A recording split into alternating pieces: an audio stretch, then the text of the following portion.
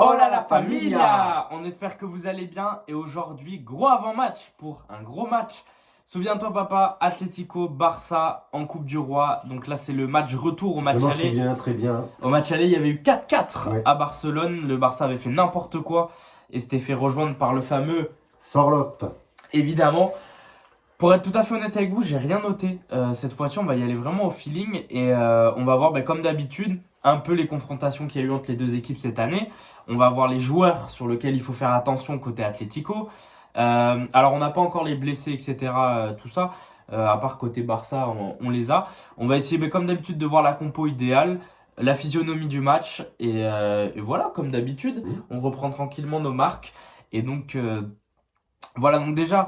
on va parler d'abord de la confrontation aller qu'il y avait eu, souviens-toi.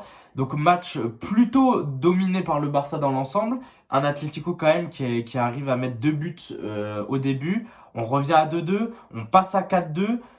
Il y a ce fameux coup franc qui est peut-être la clé de ce qui se passe ensuite, où on se ménage, on essaye de jouer n'importe comment. Et donc t'es rejoint. Et voilà. Et sur donc, les dernières confrontations, on a donc une défaite du Barça 2-1 en Liga au match aller, 4-4 en Coupe du Roi. Le Barça gagne 4-2 en Liga. Et enfin, du coup, on verra mercredi soir ce qui va se passer. Que dire? Toi déjà, la physionomie de ce match, tu la vois comment? Est-ce que tu penses qu'on repart encore sur un match folie, des buts, boum, ping-pong, machin, ou est-ce que justement, vu que là c'est vraiment le match décisionnaire, est-ce qu'on va avoir plus deux équipes qui vont, voilà, tranquilles, temporiser, et essayer juste de mettre les petits buts de la Ah victoire? non, je pense pas. Moi, je pense qu'on va avoir un énorme match. Je pense que ça va jouer des deux côtés. Parce que je pense que aussi bien le FC Barcelone que l'Atlético Madrid, ils ont quelque chose à se prouver entre eux. Donc, à chaque fois qu'il y a une confrontation, d'ailleurs, on le voit, hein, les matchs sont compliqués. C'est tiré par les cheveux. Tu vois, quand il y en a un qui prend le dessus, l'autre le rattrape. Donc non, je pense pas que ça va être un match où ça va être tranquille. Je pense que ça va être un gros match pour moi, hein. Et toi, Patrick? Eh bien écoute, moi je vais être plus sur la tranquillité sur ce Ah match. bon, d'accord. Dans le sens où je pense pas qu'on va avoir une pluie de buts comme on a eu l'habitude. Je pense que justement ça va être un match très serré. Les deux équipes maintenant se connaissent très bien aussi, vu qu'ils se sont joués du coup 1, 2, 3 fois cette saison, ce qui Ouais, est énorme. ils se connaissent bien. Donc Justement. ils se connaissent bien. Donc justement il y a des erreurs à ne plus faire. Euh, voilà, moi je pense que ça va être plutôt un match où, voilà, un peu attentiste. On va attendre ce que fait un peu l'autre et on va essayer de profiter de ses meilleurs atouts des deux côtés. Évidemment, attention aux erreurs, c'est-à-dire attention à Sorloth, parce qu'en Liga, on le rappelle, 2-1, où le Barça perd, c'est lui qui met le but à la dernière minute. Carrément, Il remet le même en Coupe du Roi, en match aller, pour égaliser à la dernière minute. Il remet le même en Liga pour mettre le 2-0, mais bon, là, ça s'est bien fini pour nous puisqu'on a gagné 4-2. Attention à ce super sub qui regarde droit dans les yeux Ferran Torres, du coup, hein, c'est un peu le... C'est vrai, hein, les deux rentrent à chaque fois, les deux marquent. Donc attention à celui-là, c'est sûr.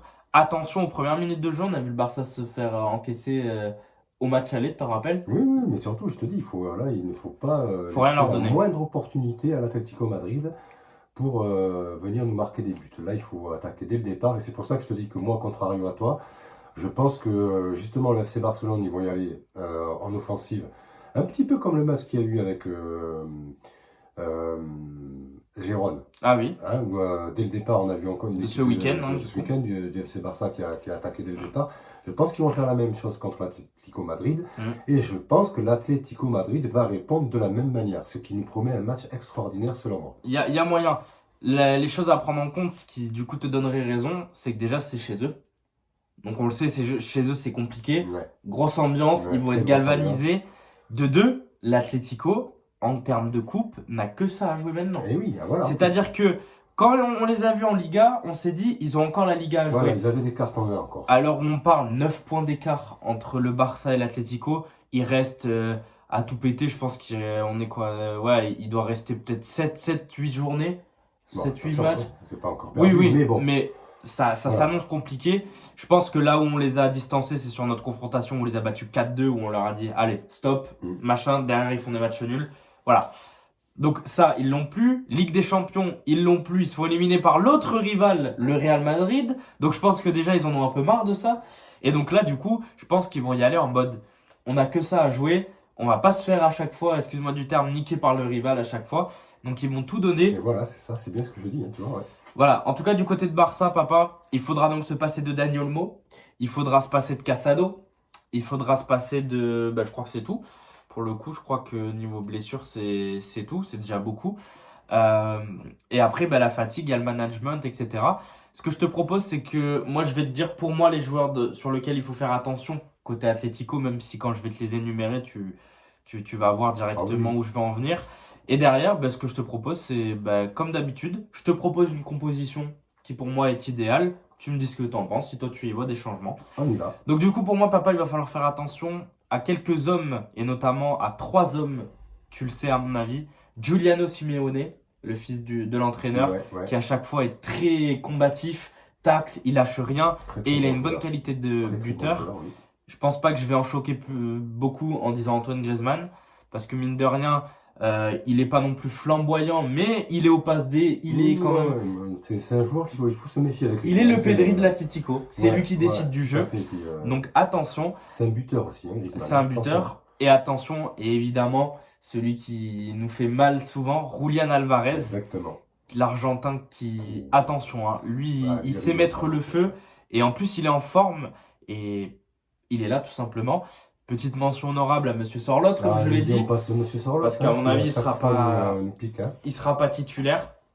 Après, honnêtement, quand tu regardes le reste, cette équipe de l'Atlético me fait pas forcément peur. Moi, c'est surtout les 3 de devant là qui me... Ouais, C'est vrai qu'offensivement, on a pris 4 buts, donc c'est qu'offensivement, ça marche. ça Ils marche. ont pris 4 buts, donc ce qui veut dire que eux, défensivement, c'est frêle. Mais nous aussi, c'est frêle aussi défensivement, donc attention. De notre côté, on a des joueurs en forme, notamment Lewandowski, qui a marqué contre eux, qui a marqué contre Osasuna, doublé contre le Gérone. Il revient en pleine forme. lui, hein, je pense que- ouais, on peut compter sur lui, hein. Même si on sait que dans ce genre de match, c'est compliqué parce qu'en général, les 2 défenseurs centraux sont sur Lewandowski. On le sait, hein, à le pousser, à le faire tomber. Ouais, ça va être Il va compliqué prendre des pour lui. coups. Mais attention, il est en forme. Donc, une frappe en pivot qui te mettait il y a 3 mois, là, ça peut faire filer. On a vu aussi, potentiellement, il peut tirer de loin aussi. Mhm. Donc, attention à Lewandowski. Jeu de tête aussi. Attention à lui. On a évidemment, l'homme qui est... Je sais même pas si un jour on dit qu'il est en méforme, Pedri. Qui Ouais. lui, encore une fois, je pense honnêtement, il va expliquer 2-3 trucs à Griezmann. Avec tout le respect que j'ai pour la carrière de Griezmann, sur les dernières confrontations, Griezmann, il était un peu à ses pieds à Pedri, hein. De toute façon, Ouais. Pedri, il y a beaucoup de monde à ses pieds, hein. Ouais, tout à fait. Donc voilà, sans sous-estimer et en toute humilité, hein. C'est juste que voilà. Il a mis à mal papa, qui est toujours là, qui lui, à mon avis, va les faire danser, hein, comme toujours. Donc, et qui lui a mis le but de la dernière minute Ouais, face à l'Atlético, tout à même si fait. elle est déviée. tout à fait. Donc attention à ces joueurs. Est-ce que toi tu vois une grosse menace côté Barça pour l'Atlético que j'ai pas cité? Ah, pour moi, la grosse menace, c'est toute l'équipe. Ouais, c'est vrai. C'est toute l'équipe, surtout quand les derniers on a vu les derniers matchs du FC Barcelone, on est vraiment au top, quoi. Donc il faut pas Partir trop voilà, se confiant. reposer sur les lauriers, comme on dit. Exactement. Mais on a le droit aussi d'être un petit peu confiant de temps en temps, de se dire bon, ce match-là va être compliqué par rapport aux arguments que je t'ai donnés tout à l'heure, mais moi je suis confiant. Ok, évidemment, on n'a pas parlé d'un homme qui, lui, va vouloir aussi en découdre, qui a été ces derniers temps lynché sur les réseaux sociaux après la défaite du Brésil contre l'Argentine. Je pense que vous voyez où je vais en venir. Il n'a pas joué contre Osasuna, il n'a pas joué contre Gérone. On l'a vu énervé sur 2-3 caméras sur le banc. C'est évidemment monsieur futur Ballon d'Or, Rafinha, qui lui, à mon avis, il va avoir une hargne. Je pense que oui, ouais. Attention, lui, ça va être un danger, hein, parce que sur les réseaux sociaux, moi, les gars, c'est lui le Ballon d'Or, MDR, il s'est fait tailler. Je pense qu'il a été mis au courant de ça. Il a dû voir aussi, Non, comme tous les joueurs. Donc, je pense qu'il va vouloir venir aussi, lui, dire non, non, mais attendez. Donc, voilà. Comme d'habitude, je te propose une composition d'équipe. Je t'écoute, Patou. Au gardien, je pense maintenant c'est indéniable. Chesney, On est il d'accord. s'est imposé comme le pilier. Côté droit, celui qu'on ne reposera sûrement pas pour ce genre de match, Koundé, évidemment. À gauche, Baldé, qui va être évidemment là. Et pour la charnière, moi je vois bien, et c'est là où je vais peut-être te surprendre. Vas-y, je t'écoute. Inigo Martinez, Araujo. Pas de Koubarsi pour moi dans ce 11, Ouais. parce que déjà Koubarsi revient d'une petite gêne, donc ça c'est le genre de match à intensité. Parce que la dernière fois, souviens-toi, je t'ai dit, papa, attention aux gros matchs comme ça, Koubarsi, il a pris un rouge contre Benfica.